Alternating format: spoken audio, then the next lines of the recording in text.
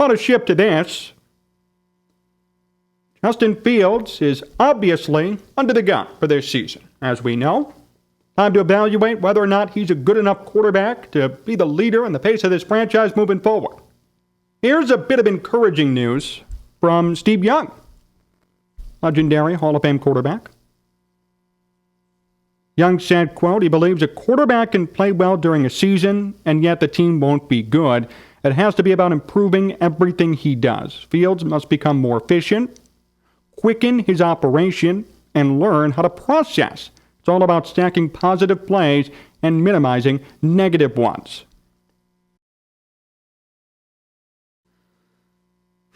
It's a very good point from Steve Young.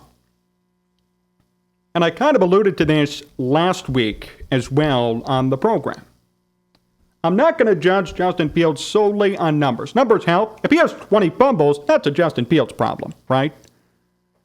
But if he has 20 touchdowns and 12 picks, I want to see every pick on film. I want to know why interceptions occurred. I want to know why he may have a 59% completion percentage. Is it because of bad errant throws? Is it because of no time in the pocket? Or is it because of constant drops from his crappy wide receiving core? See, these are questions that need to be answered. There are contexts that come with these numbers. And I'm a huge numbers guy. I love numbers straight up. But in this case, when you look at the team around Justin Fields, you have to wonder, there should be some context considered. I'm not going to sit here and trash Justin Fields when his top wide receiver is Darnell Mooney and his second best is maybe Byron Pringle. And then after him, it's a free-for-all. Jones is a rookie at 25. We don't know what he's going to do. We know he's explosive, but that's about it. And really, there's a significant drop-off after those three. A significant drop-off.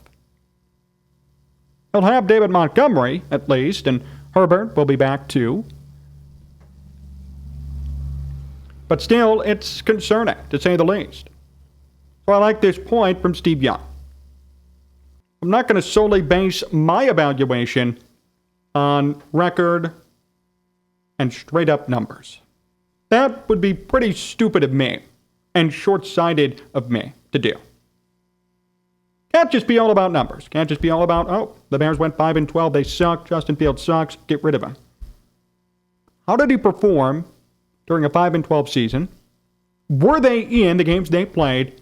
And whose fault was it really that they didn't win? Because chances are it's not solely on the quarterback. It could be, but not always.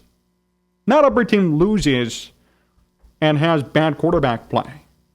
Look at the Seahawks last year. When Russell Wilson was in, they did fine.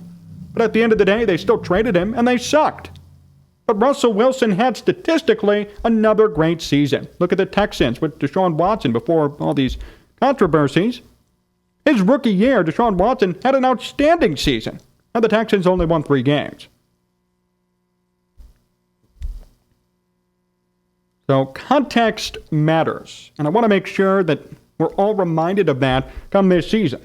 I know you tune in for my rants, and there will be many. But at the end of the day, I'm not going to crap on Justin Fields if he puts in a good performance or an okay enough performance and yet gets no help or the Bears lose or whatever might happen. Context matters. That's in life, not just in football, in life.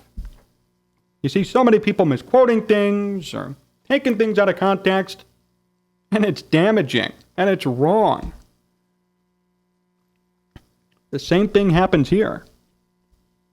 It's going to be damaging for everybody if we take Justin Fields out of context.